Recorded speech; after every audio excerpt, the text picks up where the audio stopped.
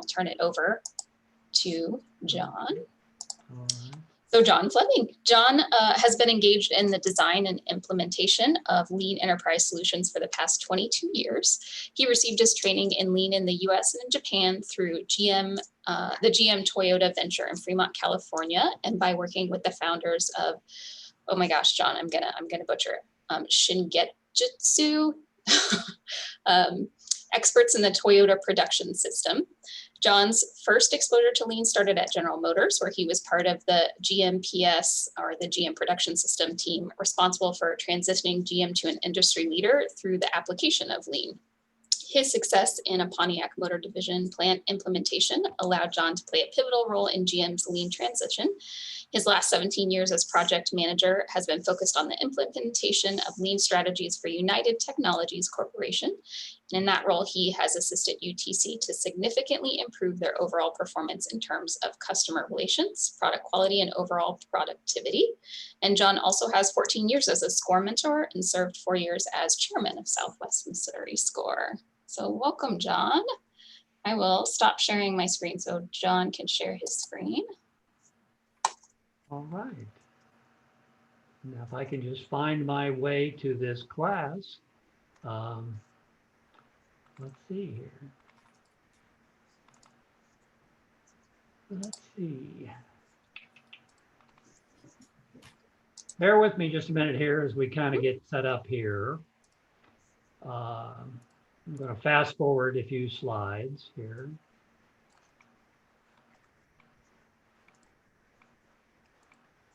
Yeah, remember everything that she told you about me. It'll be a test later. Just again, I'd like to thank everybody for your joining this session today. Certainly on behalf of Southwest Missouri SCORE, we really want to thank Mary and Katie for and the Greene County Library for being such a wonderful sponsor for this series. And before we begin, I want to make a couple of key points, and you'll hear this emphasized as we go through it. One is that in order to be successful, you must have a winning concept. And in other words, what is it about your business that's going to set you apart from your competition? And secondly, you must know that your business is feasible. In other words, will it in fact work? And we call that, in the business, we call it making the go, no-go decision. And sometimes it's a little bit hard to accept because most new business owners have already made the go decision. And what we do, particularly in this class, is we kind of challenge that to make sure that, in fact, that you are ready to go. So with that, we'll move along. This is the agenda. And John, we're seeing your folder and not the presentation yet. You don't see the presentation? No. You don't. Here we go. Here we go. Hang on. Should see it. There we go. And now? Now we see it. Thank you. You okay? Yep. Okay. Anyway, that's the agenda. We'll move along. Not going to dwell a whole lot, spend a lot of time on this particular slide, other than as you read the names on this particular slide, you'll know these people are quite successful. I guess I won't dwell on what's happening with Bill Gates right now. Of course, his net worth is over 100 billion, so I think he's done fairly well. But all these people, it appears that they are certainly have been very successful, and but in achieving what they did, it was no easy path, and so it can be a struggle at times, and that's one of the reasons why we ask that you connect with a mentor and get some guidance along the way. So I guess I could ask that question, what is your dream? But I've heard many of you say what it is, so I'm going to move along at this point.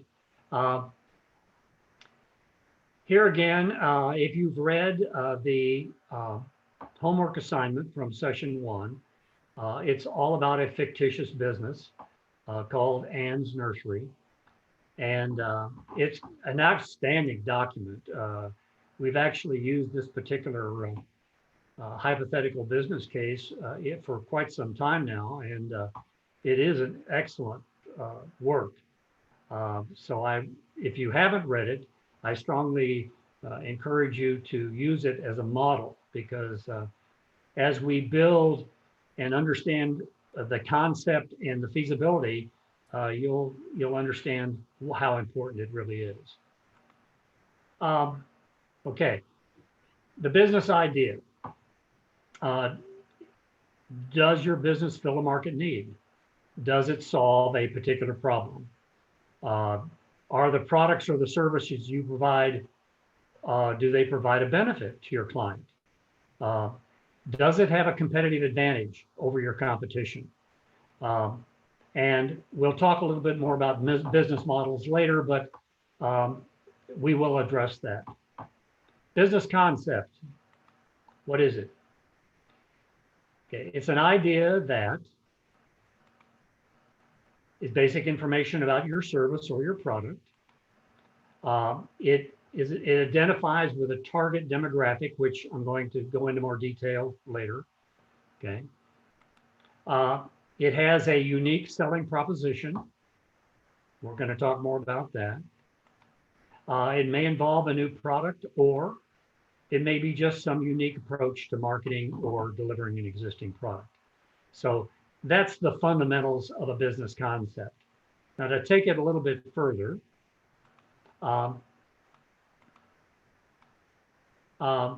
here's the question. And this is really kind of the bottom line, really. In what ways can you determine if your business will be successful? Now, I would like to just throw that out to anyone. How do you know if your business is going to be successful? Your thoughts? How do you know?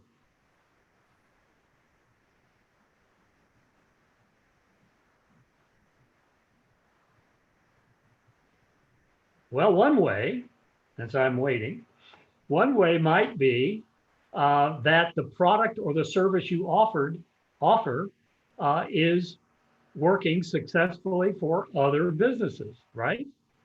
So, if you're selling shoes and you know that shoe sales are very successful, then that might be a good opportunity for you to go into the shoe sales business, okay?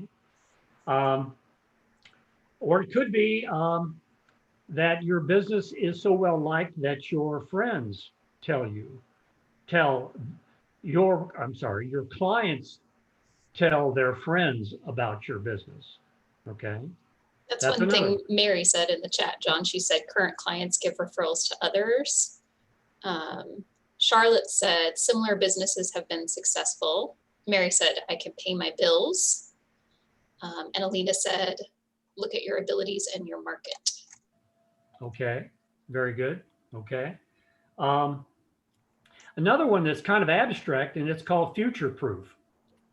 And that is that, the old joke, or at least I say it's old, that's because I'm old, is, if you were back in the maybe late 1800s, if you were selling buggy whips, that might have been a really successful business. But today it's has pretty limited potential.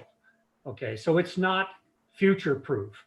One could even think that possibly having a car with a combustible engine may not be future proof. Why? Because we're moving to electrics. Okay, so you have to think about, yes, is your business successful today? Will it be successful in the future? I think the other thing too is it has to be scalable. And that is, a lot of businesses can be very much limited by your current capability. And that is, do you have, one of the things that I see here with friends that own local businesses, I live in Nixa, by the way, is they'd like to grow their business. One of the barriers to that is the inability to hire employees. So scalability can be a real challenge to business today. So anyway, the point of this question is you need to have some level of confidence that your business is going to be successful. And the best way to do it is look at businesses similar to what you are intending to build. Okay. This is kind of a fancy definition of proof of concept. And if you don't mind, I'm going to read it here. Proof of concept is how startups demonstrate that a product or service is financially viable over the long run. Proof of concepts involves extensive research and examination, which I'm going to explain how, and is submitted as a single package to concerned parties. Now, concerned parties are the people that you may depend on to invest in your business. It could be the bank, it could be friends and family, it could be private investors, it could be venture capitalists, but they're going to want to see some kind of documentation that proves that your business is going to be a success. So it does include an inspection of the revenue model, and it will show projection revenue over time, which includes development costs, long-term finance projections, and how the product and service is going to expand over time. So that's kind of a fancy definition of proof of concept. Here's another test. And this is what we call the force field analysis. And I would challenge each one of you to all you do is you take a blank piece of paper, you draw a line down the middle. The center, where you see all those arrows, is your objective. And what your objective is to have a successful business. On the left is what we call the forces for. And here are some typical are, hey, is the market growing? Does the customer demand this product or service? Can we be flexible? Are the shareholders supportive of what we're doing? Are we competitive? Are our business processes efficient? And if they are, those support your business. But on the other side, we have what we call the forces against or restraining forces. One could be your avoidance to risk. Starting a small business can be a risk, no doubt about it. Maybe you don't have a clear strategy.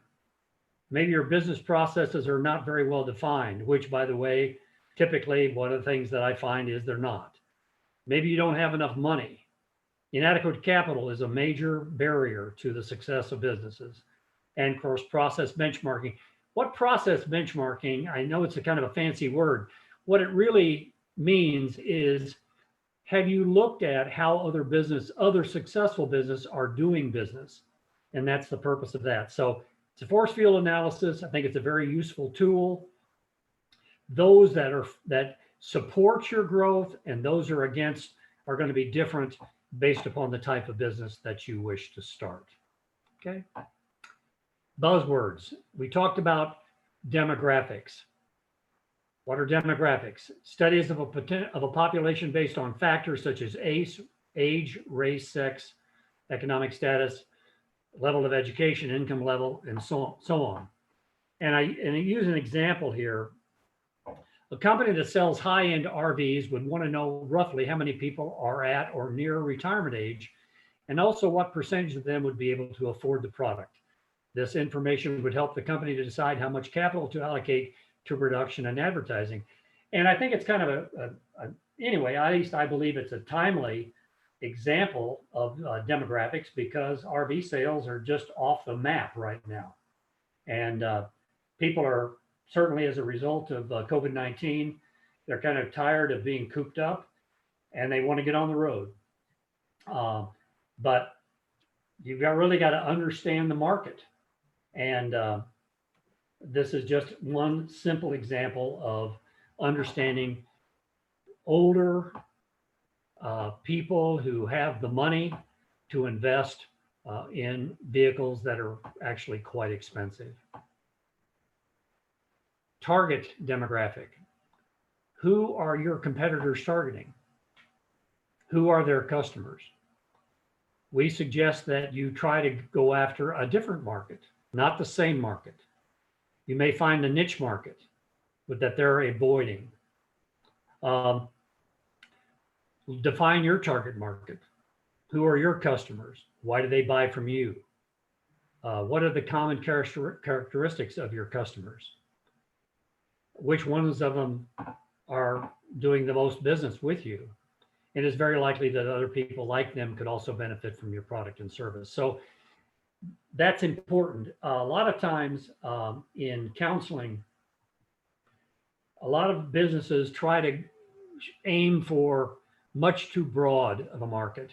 It's better to start off very narrow because it allows you to design your marketing very specific to a particular type of customer. That's target market.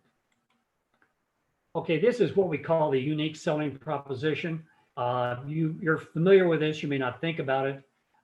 Advertising must make a proposition to the customer. The next one is buy this product for this particular benefit. The proposition must be one that competition does not or cannot offer. And the proposition must be strong enough to move the masses. And we these are examples. They're not necessarily the best examples, but like De Beers, the Diamond Company, they have these taglines. The diamond is forever. Saddleback leather, I'm sorry. They'll fight for it when you're dead. Death wish coffee. M&M's melts in your mouth, not your hand. I was kind of interested in Avis. They used to always be called number 2. We try harder, and I see they've changed it. It's called It's Your Space. I'm not sure I really understand that, but that's what it is today. And then, of course, Southwest Airlines. We are the low fare airline. So I think having taglines about your business can be very useful in your marketing approach. Tom Shoes, you probably, if you don't know, one of their unique selling propositions was that for every pair of shoes that you bought, they would give a pair of shoes to a child. Now their marketing has changed recently, but they do support quite a large number of nonprofits in their business. So not quite the same as it was a few years ago. I think this was one of the handouts in session 1. Is that correct, Katie? Yes, and I'll post that in the chat too in case folks want a copy of it. But I think everybody who was here last time would have filled out this self-assessment during the first session. We actually did it while we were in class. Right. So my assumption is you've already done this. And of course, this particular slide is the ideal. You know, my product or service is servicing an unmet need. My product or service could be expanded to gain additional customer groups and so on. So in this case, everything is perfect, okay? But in reality, this is what it looks like before you've answered the question. Would anybody like to share? Now, again, the way this was scored is that every line item of these 10 was to get 5 points. And so the best score or ideal was 50 points. Anybody want to share an aspect of this that they feel like they need to do a little work? Feel free to unmute yourself and just talk if you want to, or you can post in the chat.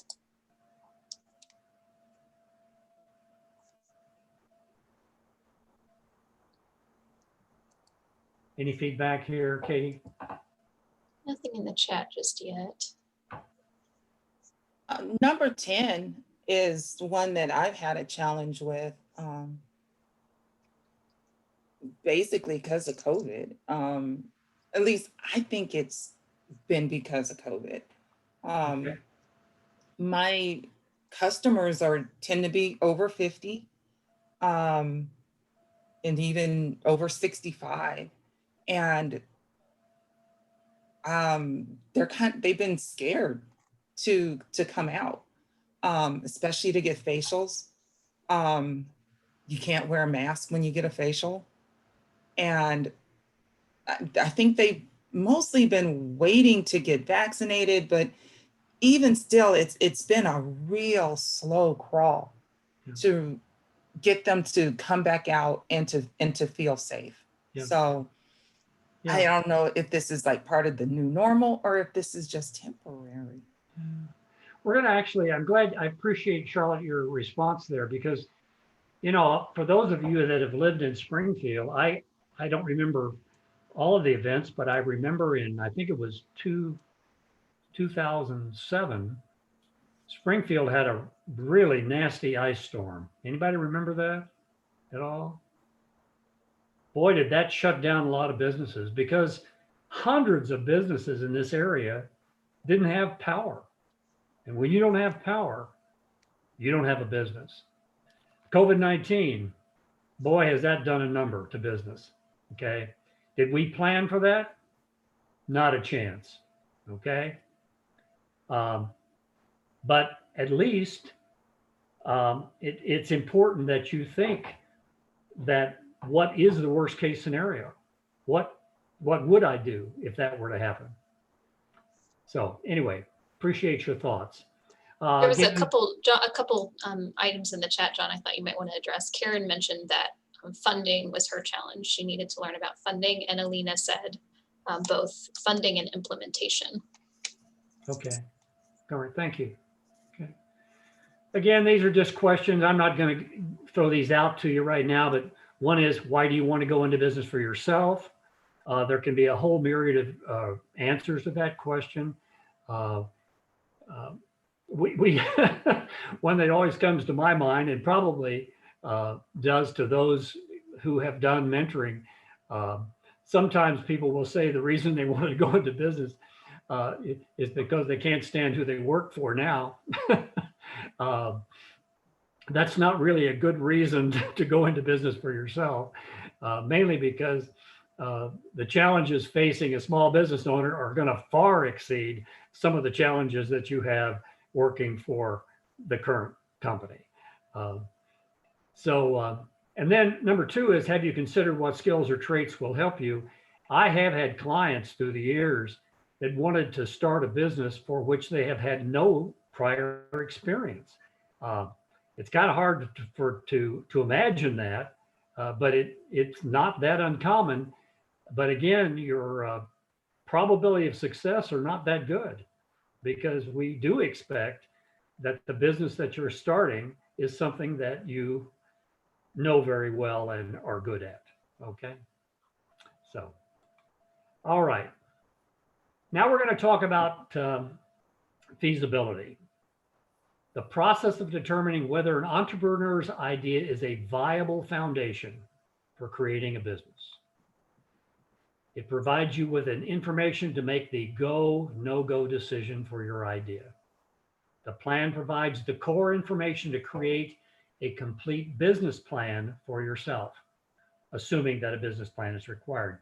So just for clarification, the feasibility plan is a plan that looks just like the Ann's Nursery illustration, and it is not a business plan. But if you do all the research to write a feasibility plan, you've done 90% of all the work to write a business plan. So it's not a waste of time. And we'll talk a little bit more of that as we go through this. Okay. A feasibility plan, or sometimes called the business opportunity analysis, is a planning tool similar to a business plan. The feasibility plan is done to determine the possibilities and the realities in support of your initial business idea. The business plan then fully describes the business and its financial projections. So really the major difference is the business plan really provides you with the future of your financials, which is not normally included in the feasibility plan. Okay. Okay, the feasibility plan answers the question, will this work? The business plan answers the question, how will this work? Feasibility studies are to the entrepreneur's benefit to determine whether it's worth proceeding with the business. Business plans are targeted at investors, lenders, and future executives to explain how the business works. Okay. Now we're going to kind of go through this blow by blow. And this tool should be, I'd like for you to believe that it's a very valuable in creating, understanding your concept and writing a feasibility study. So we're going to start with what's called the environment. The broadest level of feasibility analysis looks at the environment in which the business will operate. What do we mean by the word environment? Okay. I'm looking for your thoughts. What is the environment?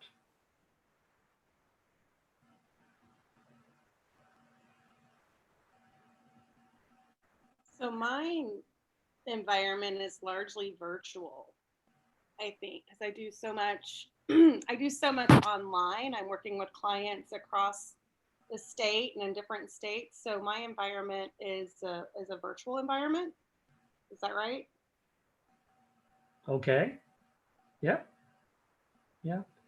This particular graph, which I hope that you will, well, the combination of internal and external factors that influence a company's operating situation.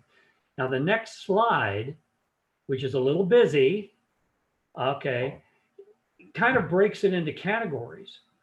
And one of them that we've talked about is what's called the physical environment. Okay, it's the climate. You know, I mean, depending on the business you're in, the temperature, the weather, ice storms.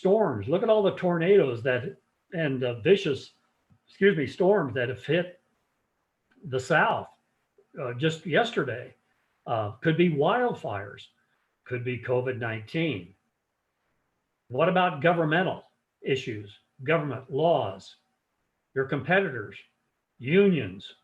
Okay, I mean, so again, I know this is a lot to throw at you, but all of these factors can have a tremendous influence on the future of your business. I don't want you to get bogged down by them, but they're real. And you can't really predict which one of them is going to have an effect on your business. So anyway, the environment.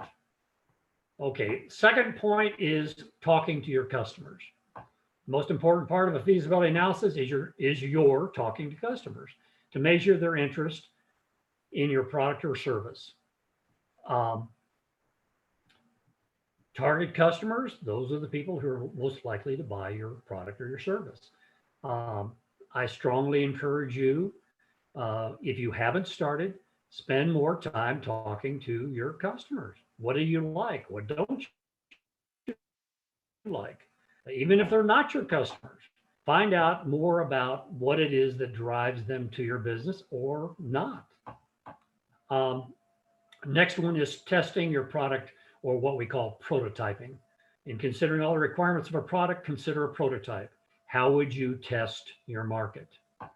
Any thoughts on that? How would you test your market? What would you do?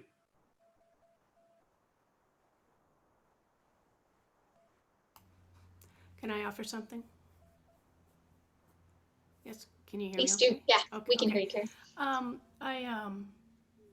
My idea for a ukulele music studio for lessons has come over the past 5 years, and one of the things I've done with the help of friends and also my husband is offer free classes at the library, a 90-minute introduction to the ukulele class. We have student ukuleles that they can use, and also I lead our community's ukulele club at Springfield Music. It's called the Queen City Ukulele Club, and I've been able to gauge a tremendous amount of interest in learning that way. So by giving away the product, essentially, has helped me to determine that there's. Okay. It's my livelihood will not be the studio, so I have that comfort, that cushion.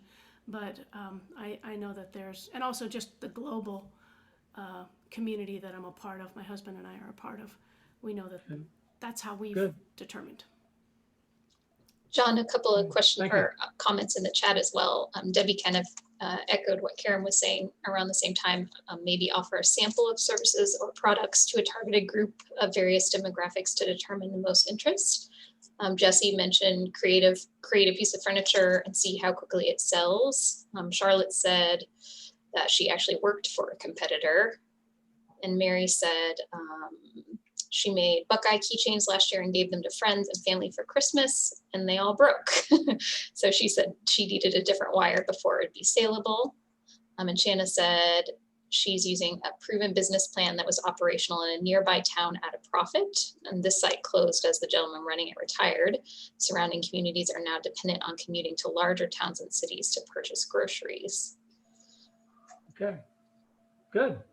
Yeah, giving away, if you have a physical product, and it's not outrageously expensive, giving away a product, for example, one of the most classic examples is Annie's Pretzels. That's how that business got started, by giving away pretzels for free or cookies for free. Not a big investment. I mean, if you're making furniture, you probably wouldn't want to give your furniture away for free. But one of the things that I did, because I have a consulting business, is I actually ran free seminars to let companies know the services that I offered. Matter of fact, I actually did some consulting for companies for no charge, just to get my foot in the door. So anyway, testing the market. And if you can do it for free, it's a great way to do it. Okay. The business team. A successful business should have a support team. Who would be on your business team? Okay. The business team, a description of your owners and those who provide guidance for the success of your business. Now, this particular list here is what I call the ideal team. You're not necessarily going to have all of these people, but one, of course, is clients that you really respect would be great to have on your team. You probably have a banker, you have an attorney, or you should have, may have a CPA or an accountant, an insurance agent, your score mentor, of course. You may have a virtual assistant, sales rep, webmaster, marketing professional, temp agency, HR firm, or payroll, whatever. Anyway, don't underestimate the value of a team, because that team can tell you what you're doing right. And if you have the right team, some of those people are going to tell you what you're doing wrong. And so pay a lot of attention to the input from your team. You don't have to pay them, but they'll welcome having the opportunity to have a voice. Okay. Next one, what we call the competitive grid. And this is a tool for organizing information about your competition. And this is just one that I took off the internet. It's called a competitive analysis. And you can see in the left-hand column, what you're doing is you're looking at number of years they've been around, where are they, what are their products and services, what's their quality, their price, what services do they offer, etc. And so you fill in the blank for your business, and you can look at competitor 1, 2, and 3, and you begin to have a feel for where you excel and maybe where the opportunities are for you to improve. One good way to do this is to pick competitors that are not in your geographic area. So you can talk to companies that are out of state that don't compete directly with you and get some really good input from how they do business. So anyway, a very useful tool. I highly recommend it. And it's part of the feasibility study. Startup needs, the minimal investment required to start and sustain your business. And of course, it includes your assets, expenses, marketing, website, and all the costs associated with startup. Usually your startup costs are more than we oftentimes think they are. The value chain. A business can create a competitive advantage by improving the value chain or its products and services. The value chain is the distribution channel through which a product and service flows from the producer to the customer. The thing I like to talk about there is if you're a retail store, it's very important for you to think about who your suppliers are. I spent the first 26 years of my career as an engineer for General Motors.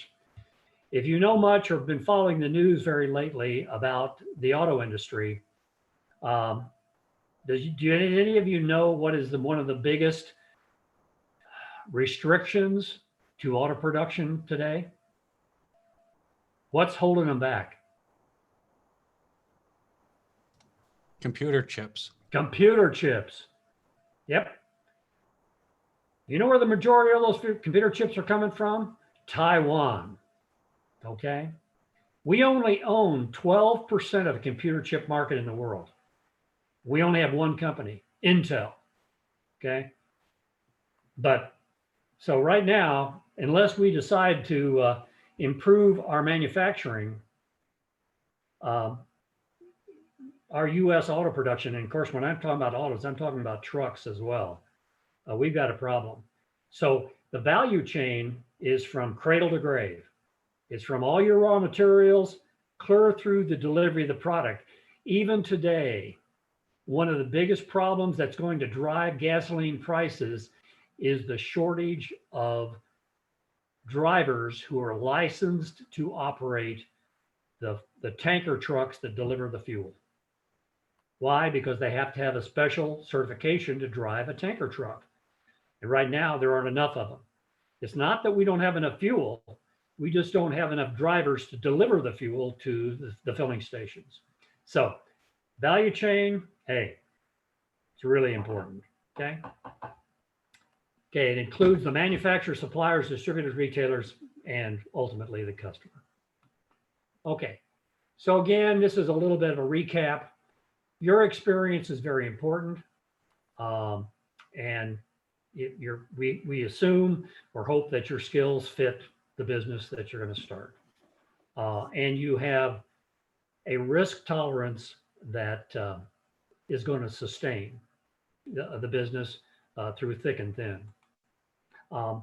Here's a couple things that come out of this slide. There are many, many tools out there that can help you understand the competition. And the very first one that's listed is called the North American Industry Classification System, or NAICS. And thanks to Katie, she did some research and told me that there is it's quite a large publication. What it is for whatever your business is, there is a number that represents the business. And you can use that NAICS number to find competitors that are in the same business segment that you're in. That way you can do a competitive analysis against those companies. It's available. So the first step is find out what your NAICS number is. And you can do that by going to the web, just key in NAICS, and you can do a search, and it'll tell you, if you do enough homework, what your number is. Once you know what that number is, you can then go to the library, like Greene County Library, and find the document that's called the Risk Management Association Study. And Katie had told me that Drury University has the most recent copies. Is that correct, Katie? Yes, of that risk management. Yeah, of that. Okay. So again, go ahead, Katie. I was going to say also, when you're researching competitors, actually, we have a library database you can use from any internet connection. It's called Reference Solutions. Used to be called Reference USA. Oh, yeah. Where you can target competitors, like target search competitors. I'm sure any librarian would be happy to help you with that. Yeah, I think it's in there. But yeah, Reference USA is a wonderful tool that Greene County Library has. I'm sure that you could go to a reference librarian and they'd help you use the tool. I don't know if it's that easy to use, Katie, but librarians know how to use the tool. Yeah. There's also the National Trade Association, and many trade associations have a tremendous amount of information that can help you understand to do industry and competitive analysis. Okay, lots of great tools. Again, that first number that you see on this slide, that 111421, that is the NAICS number for nursery and tree production. And again, the website to find that number is really very easy to use. And once you have that number, now you can find your competitors in that particular market niche. So very useful in doing feasibility studies. It's important to understand the industry life cycle because you may believe that you're in the startup phase there on the left, but you really have to look at the industry life cycle. And the industry, again, maybe not a great illustration, but in my experience, particularly in the auto industry, if we look at cars and trucks that are fueled by internal combustion engines, it's about as mature as it can get. Okay. So in order to survive, and if you move to the right, if you don't, you're going to rapidly decline and go out of business, or you're going to reinvent. And so we see a tremendous amount of focus by many industries reinventing themselves because of the focus on green energy. So the key is in the business that you're starting, where is the industry? Is it growing? Is it mature? Or is it in need of reinvention? So it has a significant bearing on the potential for your profitability going forward. Okay. Target markets, we've talked a little bit about that. You certainly need to look at the demographics. Are your products focused on men, on women, on children? Or is it based on age, their lifestyle, their habits? And that Reference USA enables you to do a tremendous amount of research on different demographics. Even to the point you can even zero in on certain geographic areas of the US or even within the city. So it's, again, great tool. Other factors we've kind of talked about: who is your competition? How big are they? What products do they offer? What product can you offer that's different than theirs? Suppliers, are they available? We talked about, obviously the problem we see with computer chips. And what kind of risks are there that you may face? They could be legal. They could be environmental. So a lot of factors to think about. This is for those of you that were able to get the packet of information from the library. There's a booklet in there, which I happen to have next to me. It's called the Simple Steps for Starting a Business. It's this book. Okay. And on page 19 is the outline for business concept. And I don't know if I put it in here or not. No, I didn't. But anyway, it's the first thing it's asking is your business idea, which you already have done.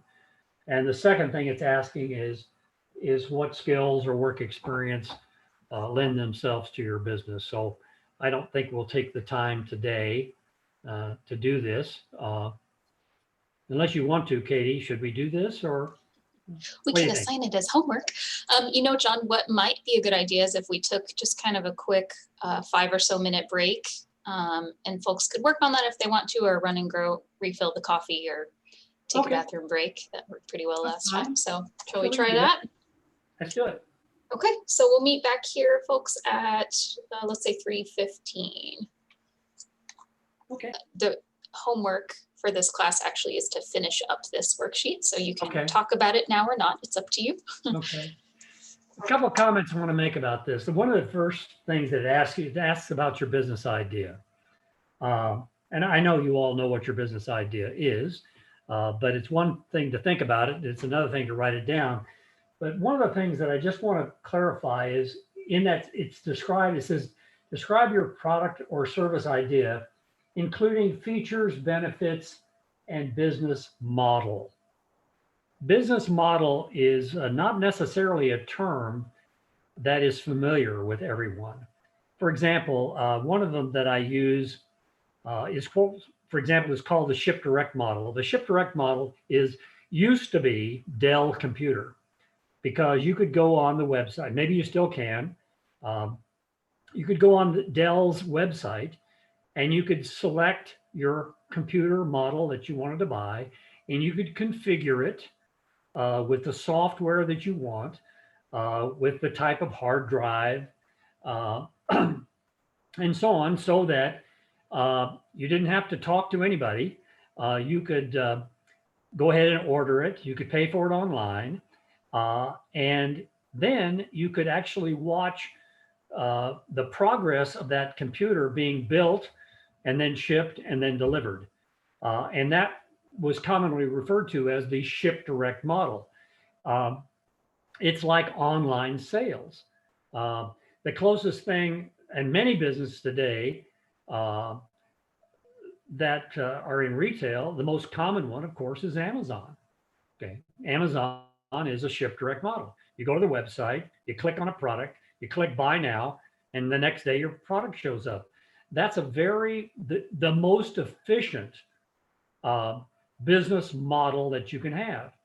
Now, if you're in manufacturing, the business model is much more complex, because then you have to select your suppliers, you have to control the shipment and delivery of the products, you have to control the manufacturing of your product, then you have to package the product, you have to have some delivery mode, and then ultimately the customer receives the product.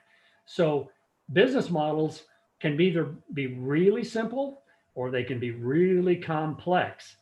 But I think it's important that you understand what the business model is, because the more complex the model, the more difficult it is to operate.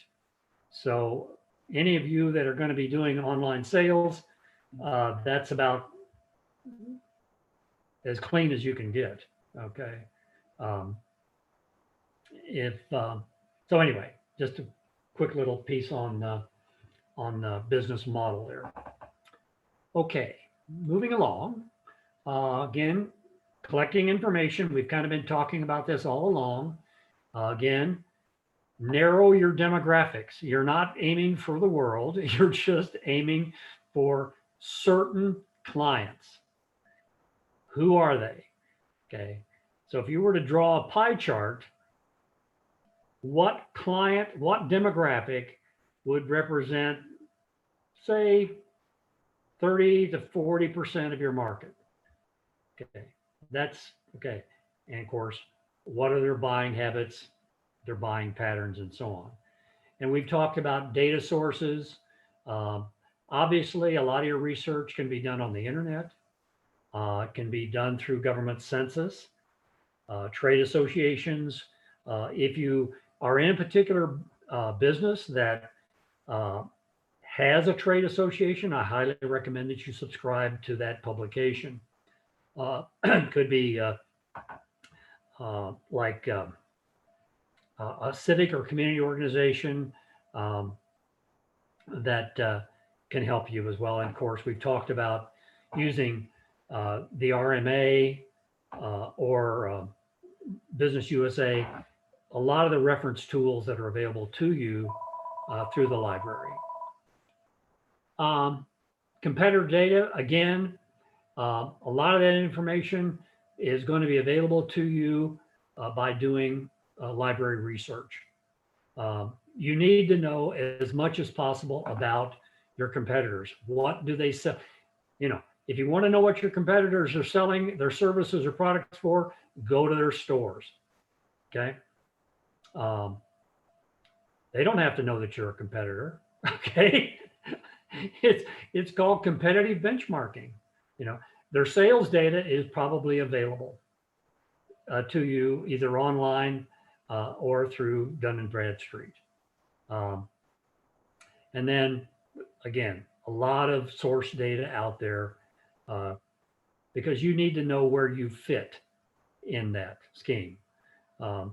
In the beginning, you may want to have your prices lower so that you can build your business in the beginning. I've had clients, one of them, I won't mention the name of them, they were a gun holster manufacturer.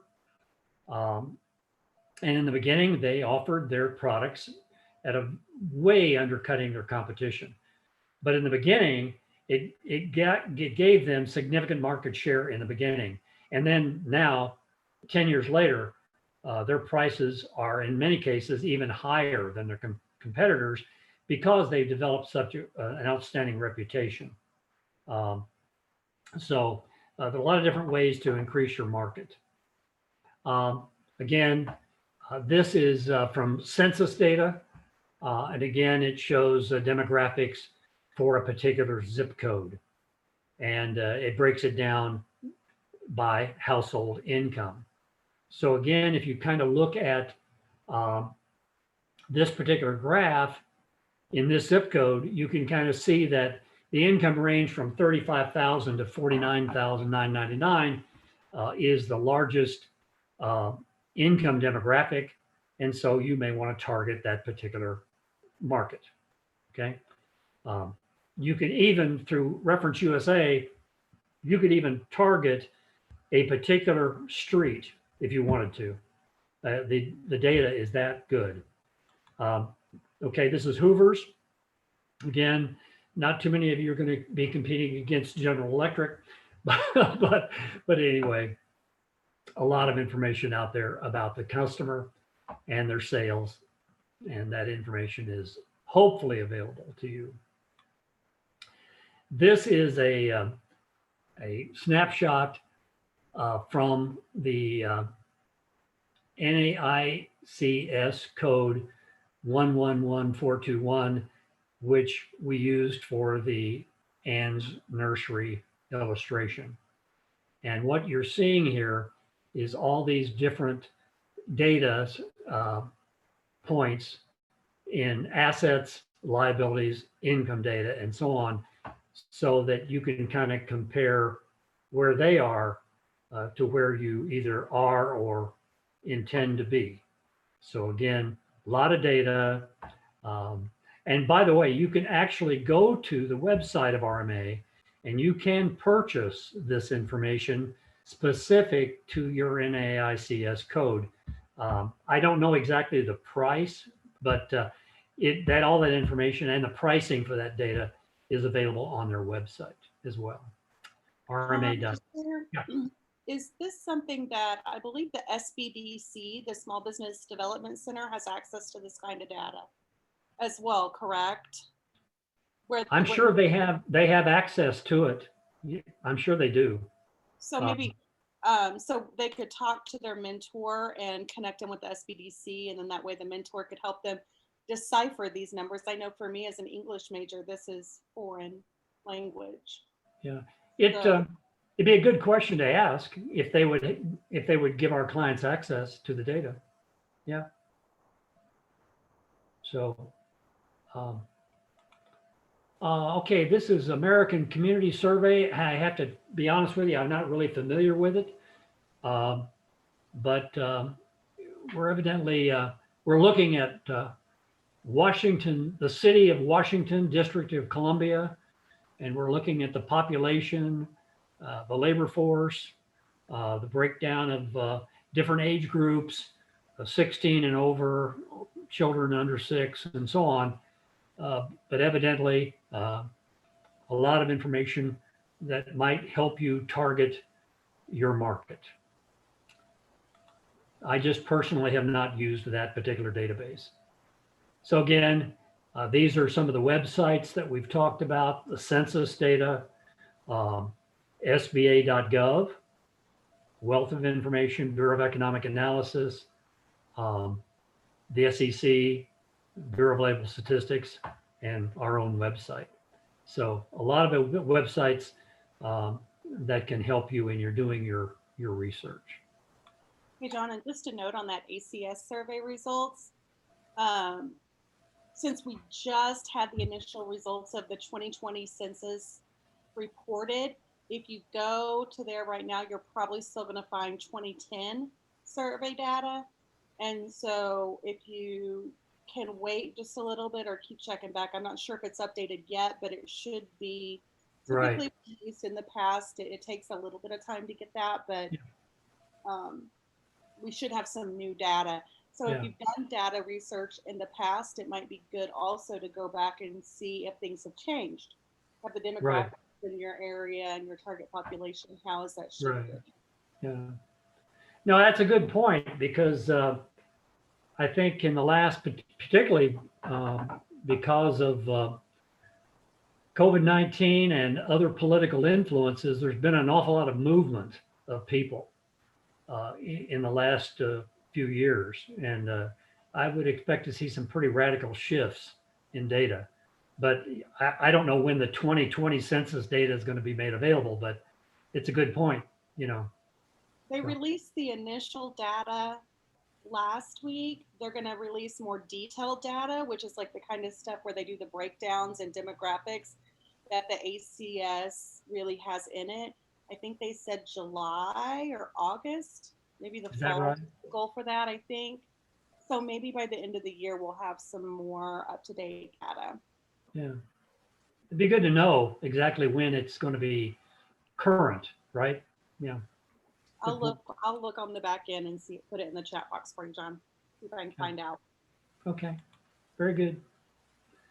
Again, we talked a little bit about the database that's available through Greene County Library, and that's Reference USA. Tremendous tool.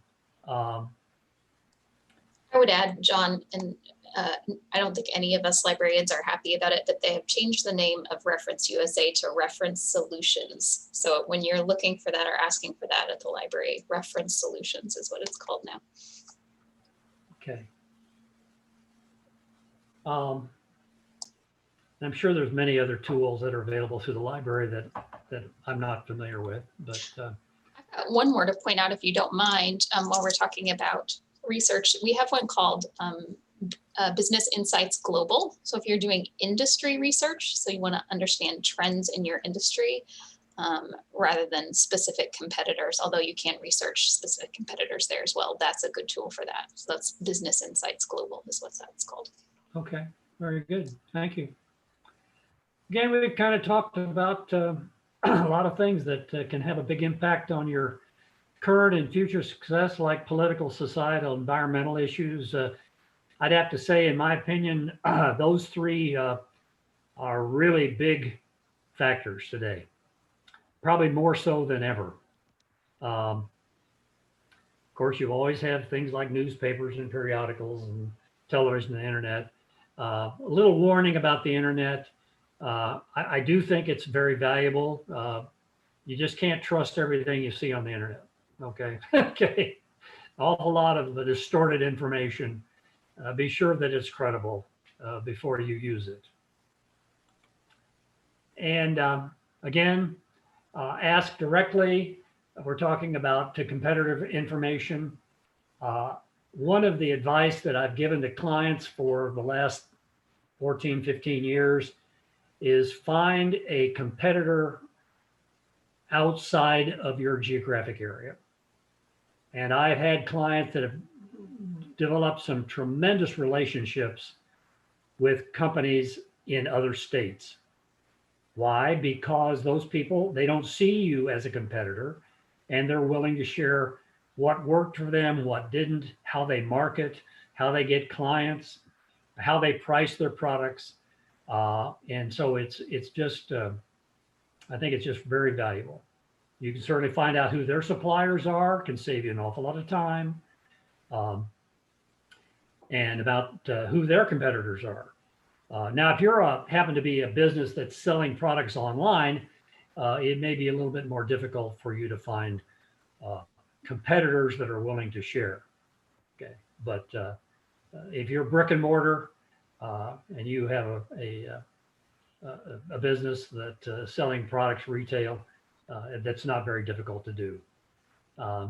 Certainly be a customer. Okay. Okay.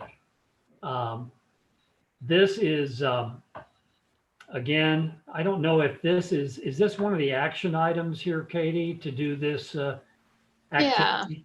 We do have a worksheet for that. So you will find that on page 24 if you've got the workbook, or I will paste the link in the chat there.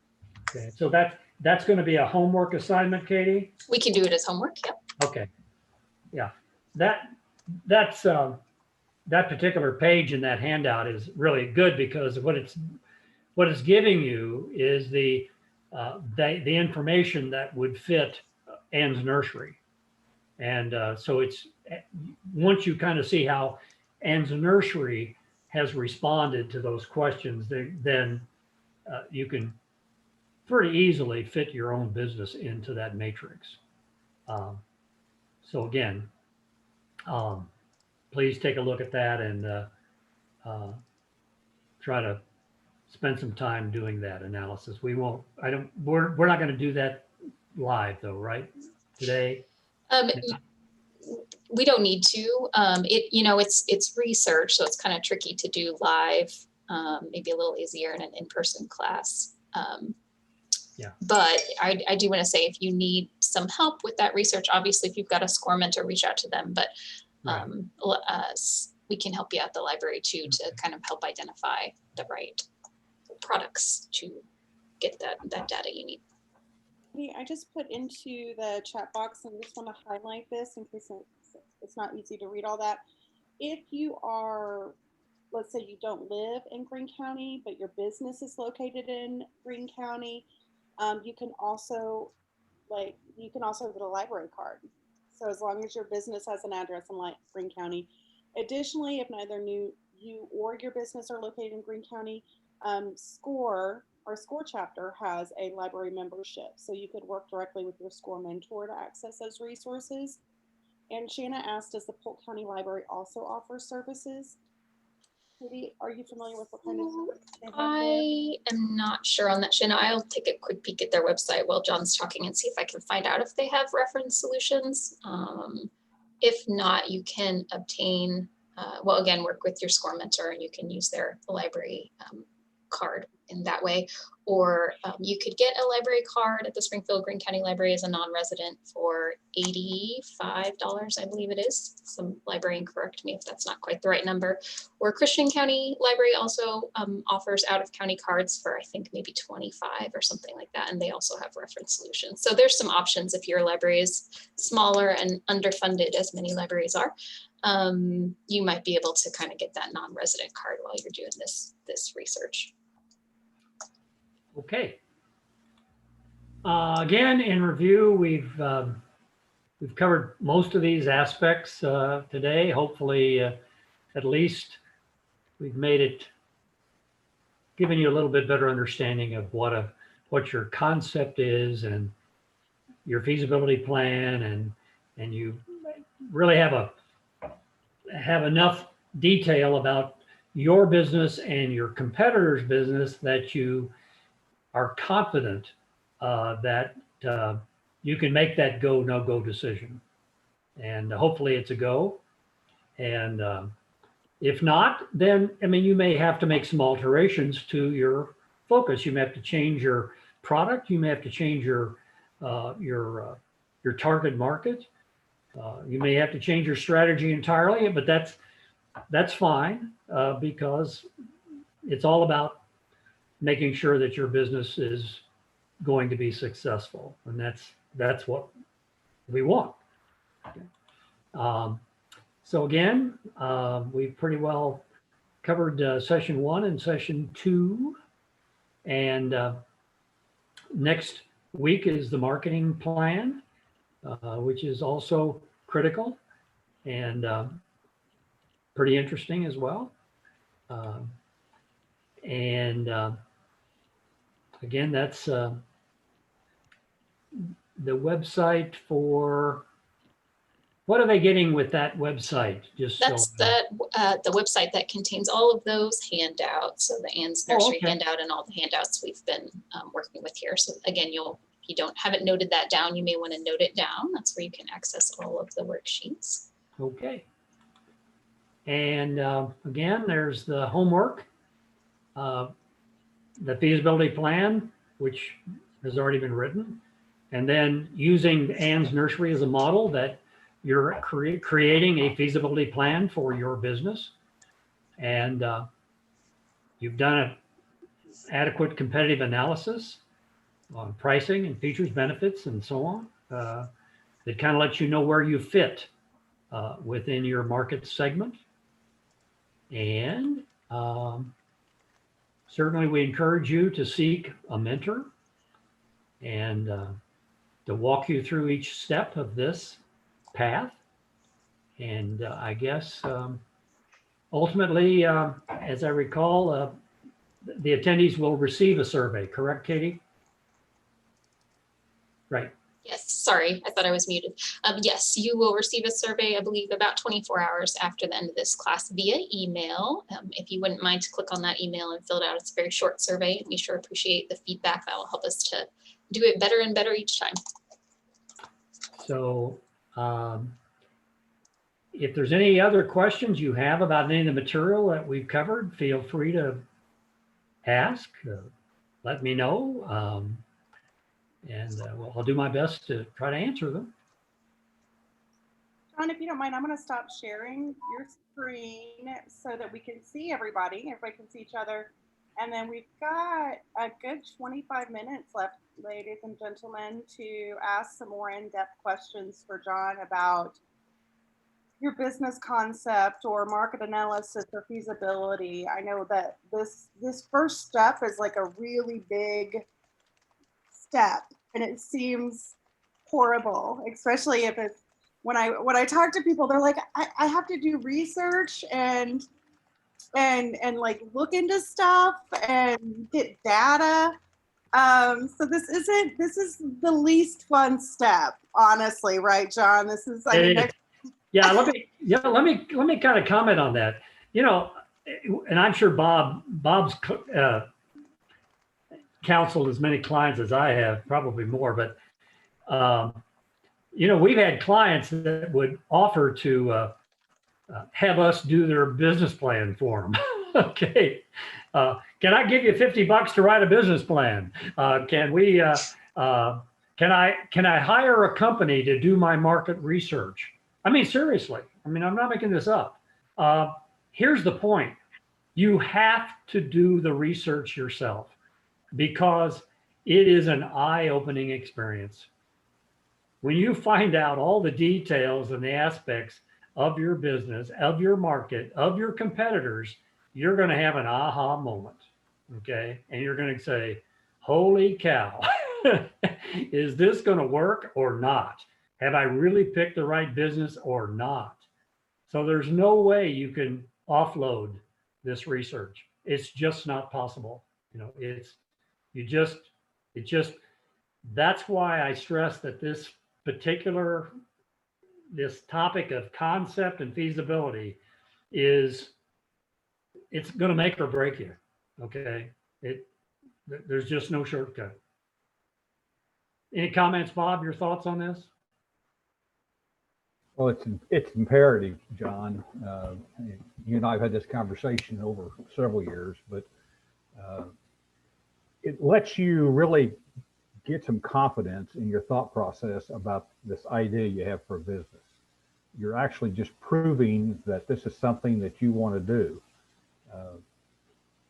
We have found over time that if you don't do the homework, you don't do the study to find out all you need to about this business, there's a great likelihood that you'll lose interest or you'll dive into something that just won't work.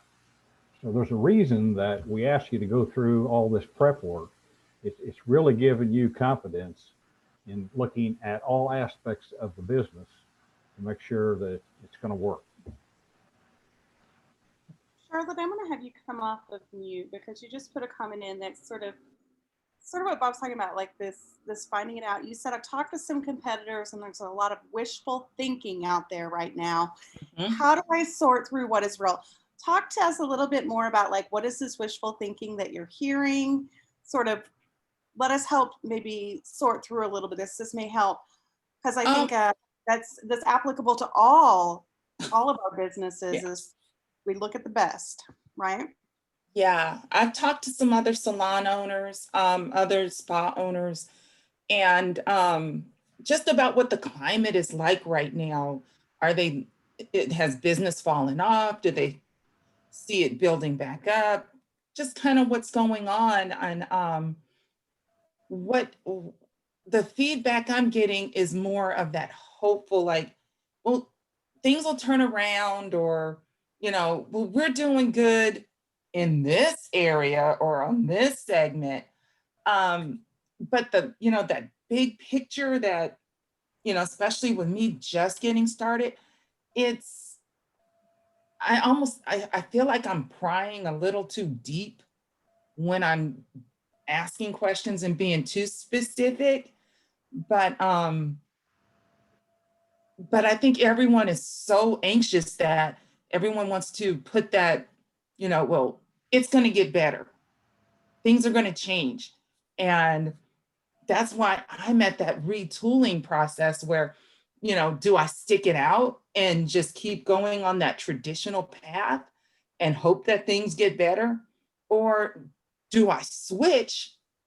And then if things get better, have I moved away from my original target? And so, yeah, how do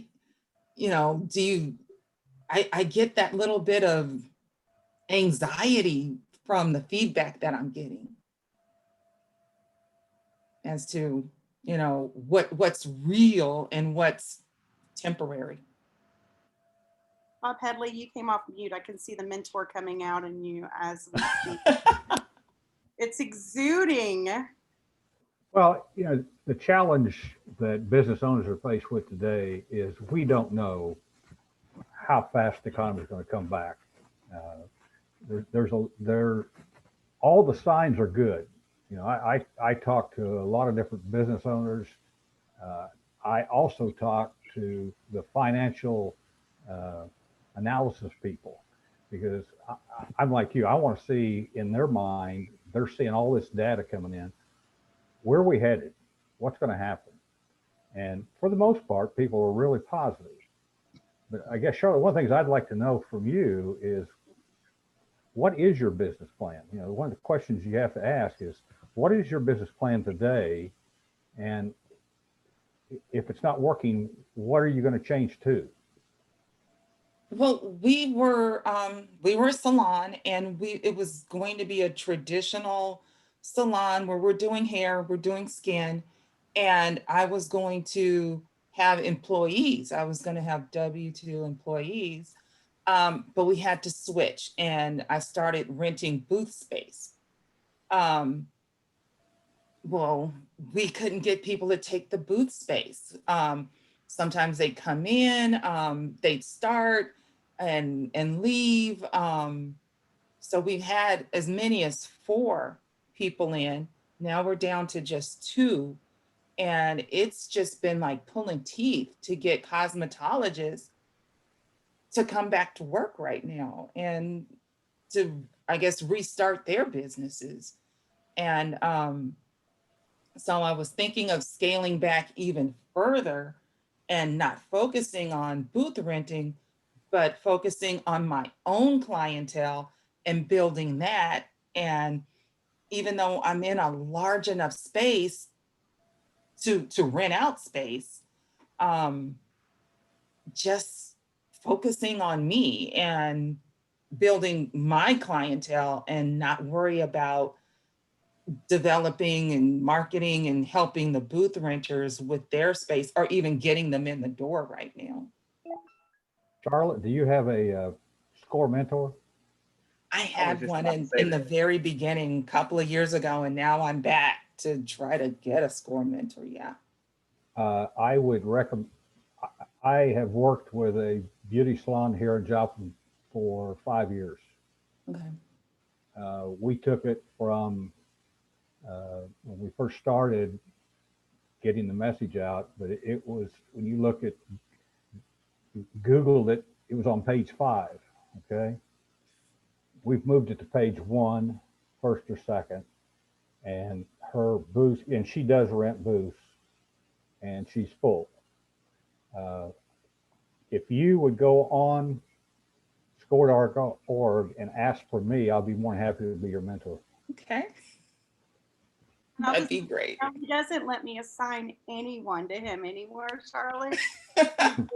So you just got the touch of Bob, the blessing of Bob. So I will Can I say, say something really quick to Charlotte?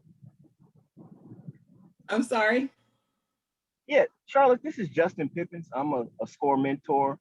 And I just listening to what you were saying, I will say that unemployment is really good right now. mhm. That's something that you're fighting. SCORE will definitely be there to help you with whatever issues that you have. We'll connect you to different people. And we'll help you foster those relationships that you need so you can make your business successful. Thank you. That's what I need. Well, and I think bringing this back to what John has been teaching today with simple steps, I think this is a really important component that shows how it's important to revisit your business concept and your feasibility regularly. A lot of you are here starting a business.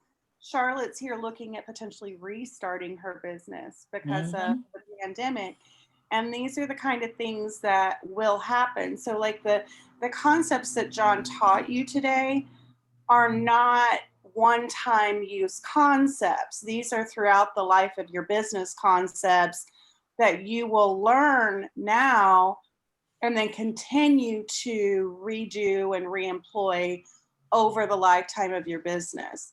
And John, you can expand on that. I know you've worked with a lot of businesses for a very long period of time. And I think Charlotte, both you and Bob you both hit it, and that is, people would write business plans, and after they wrote the plan and they would, maybe they were seeking funding and they would get approval for a loan from a bank, the business plan would go in the file drawer and they would never look at the business plan again. But in the environment we're in today, to Mary's point, it's a living, breathing thing. I was an operations manager for many years for a large manufacturing company, and we had to rewrite that business plan at least twice a year. It was a living, breathing document. Why? Because the corporation that I worked for expected that business plan to be updated because the markets change. And with COVID-19, boy, the whole world changed. So even if you had a feasibility plan, to Mary's point, and you wrote it 6 months ago, it's different. Matter of fact, it's junk. You might as well just throw it away because you're going to have to start over. And Charlotte, like you said, if the strategy today is to focus on what you do, that may be the best thing to do. But you got to focus on the here and now, okay, and build from there. And but we've certainly seen the mistake of having a business plan that is obsolete. More often than not, one, they either don't exist, there either is no business plan, or if there is one, it's out of date. So just keep that in mind. What's interesting is I've talked to some larger companies, and to give a little bit more credence to that, I worked for a large company for several years. It's a wholesale distributor across the nation, 32 divisions. We did 1 year and 5 year plans. And talking to corporate today, they don't do 5 year plans because the market is changing so quickly. So they're doing quarterly plans, and they're doing that at the most 3 year plans. So it's the thing I used to tell people on a business plan is that it's not in concrete. You need to review it. You know, I used to ask my clients to review their business plan twice a year at the minimum. Am I on track? Do I need to change it? What's happened to the external factors that's affected my business? If I'm doing well, I want to keep doing that. If I'm not, then I need to make some significant changes. And if you just think about it, again, the business I was in was commercial air conditioning. And we're looking at sales every month. Okay. And we're looking to see, did we make plan for the month? Now it's a little bit backward thinking. But my point is, you're trying to compare your plan to your actuals, and you're always looking at planned actuals, and you're revising. So if you're not making plan and you're not selling product XYZ and you promised to sell 1,000 and you've only sold 500, what did you do to make plan? Because we were under the corporate umbrella of United Technologies Corporation, and they expect you to make plan. So you had better have a plan to make that 1,000. I mean, and I'll tell you why. If you didn't make plan, it could be career limiting. Okay. And I mean, sincerely. So small business owners need to think that same way.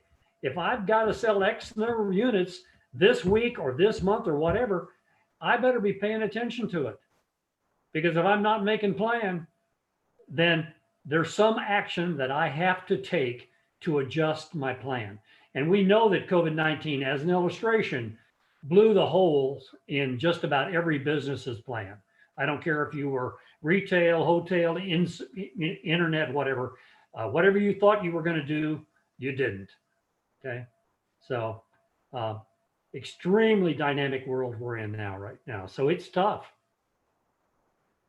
And I want to follow up on that with Katie and Kathy and Jesse, some of our library folks that can talk to us more. John talked a lot about the feasibility. So all the different resources that are out there that you need to pull that data. So you can look at your competitor data, you can look at industry data. So John was talking about how many clients do I need to have, or how many booths are empty in Springfield right now? How many booths are available for other cosmetologists? How many other employers am I competing with? How many, are they located in a certain area of town? Is there a vacant area of town that really I should be reaching out to there? Do the cosmetology schools or the espresso shops, do they already have supply chains that I can utilize? Katie, Jesse, Kathy, I'd like to maybe pass it over to you guys from the library to talk about how the library and how you guys specifically can help them answer some of those questions. I know we've mentioned, but I really wanted to just focus like there's real data that you can utilize. It just says, where are people at here locally? Where aren't people? So I don't know if that's vague enough for you to pull something together. Kathy? I would say reference solutions is where people would start, because you can use advanced search to look at where certain NAIC codes are in the city. That's probably the main place, because we don't have all of those more high end things like Dun & Bradstreet and RMA. So right now, budget wise to buy those, but reference solutions will do a lot. Yeah, I would echo what Kathy said, that consumer research you want to do, competitor research. Reference USA is going to be great for that. And don't neglect SBDC either, because they do have some more of those high-end databases that we don't have access to. And then another one I mentioned, Business Insights Global. So if you're at the very beginning of thinking about what you want to go into and you want to see like what are the trends in this industry? Like if you're thinking of opening a bookstore or something, you may look and see like, oh, bookstores were doing really well as far as how much they were making 20 years ago, but not so much now. So you're going to go into that, eyes wide open, at least if you pursue that. Or you may look at that and say, oh, it's a terrible idea to open a bookstore right now because that's not making any money. So that resource too is another one. It is a great idea to open up a puzzle making business. So did you guys see this? That puzzles were like sold out in all the stores, and nobody expected that. Let me tell you what. All right. So with the last Debbie or Donna, I'm sorry, had put in a question about what's the best way to pick a mentor. I looked at the SCORE website for mentors and feel lost on how to pick the right mentor. And I'm going to address that real quick just because that's what I do within our SCORE chapter. So there are a couple of different ways that you can get the right mentor for you. So you can go on and do an industry specific search or topic specific search on score.org. So if you go in and you say coffee, I want to find a mentor who has owned a coffee business. You can put in coffee and it'll come up. Ukulele, Karen, I don't know if you're going to find any, but maybe music industry or music education or music lessons. So looking at potentially what you want, you could put in those keywords, and then you might find somebody in Washtenaw, wherever that is. I'm making places up. Sioux Falls, South Dakota, that has the experience that is specific to your industry that we may not have here locally. That's one way you can do it. And you can request, if that person is accepting direct request, you can do a direct request for that person. Another way that you can do it is you can simply go on to score.org and do find a mentor, put in your request. When you put in your zip code, what happens is it actually sends you right back to my computer, and your request comes in, and I pull it up and I look at it, and it says, I'm trying to start a ukulele business here locally. I'm collaborating. I'm actually not making this up because I got this strange request today, actually, from Miss Maxon.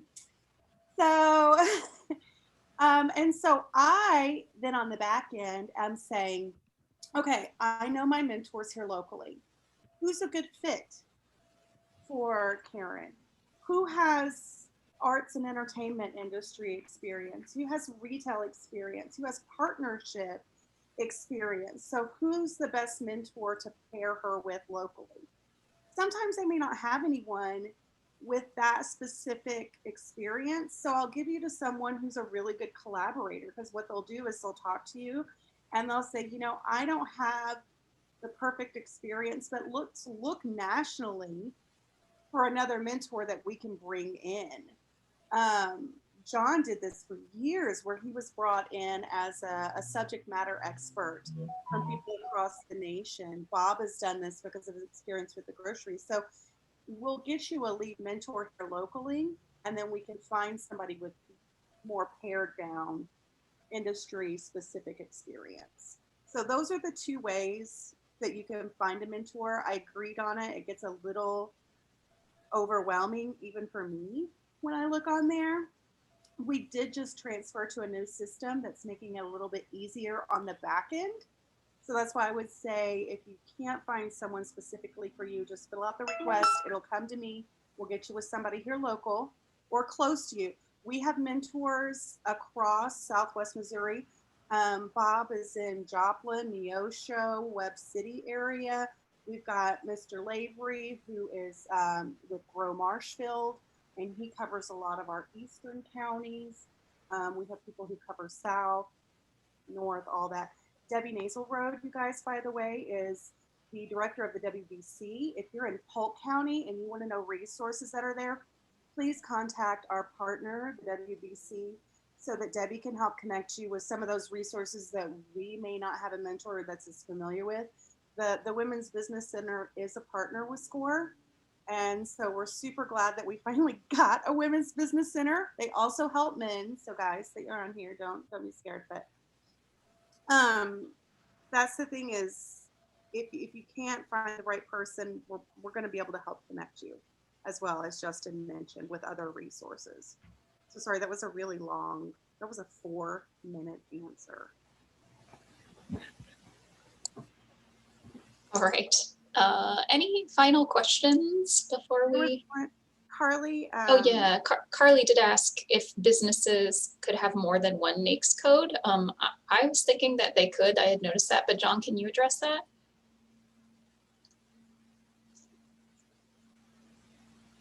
What was the question? Carly asked if businesses could have more than one Oh, yes. NAICS code. They certainly Yeah. can. Oh, yeah. Yeah. Okay. Yeah, you could have multiple services. You could, even in Charlotte's example, you know, where you're doing, for example, hair styling, but you're also doing makeup, for example. I mean, those NAICS codes would be totally different. So yeah, you could have several. And it's important to know that in doing your research, because you want to do your competitive analysis against each one of those NAICS codes. Yep. Great. And Debbie put her contact info there in the chat. So anyone interested in working with the Women's Business Center, you want to note that. Mary, maybe we can put that in the email, follow-up email we send out. In the contact information there for our partners. We'll also put the links to the SBDC here locally, so that we always, when we're talking to people, it never hurts to have too many experts helping you, guide you through the process, because we all have different areas of expertise. We all have different tools at our resource. That's why we're all part of this ecosystem for entrepreneurship, so that we can all work together collaboratively, and then hopefully none of us have to work as hard. That's my goal. That's my vision statement. Oh my goodness, I just developed it. Good job, Mary. All right, well, we are just after 4, so we'll wrap it up today. Look for that follow-up evaluation email, and then Mary will also send a follow-up email that includes the recording of this session for anyone who missed it or just liked it so much you want to watch it again, and a reminder of the homework assignment as well. All right. Thank you, everybody. John, we appreciate you. Everyone tell John he needs to come back and be a mentor.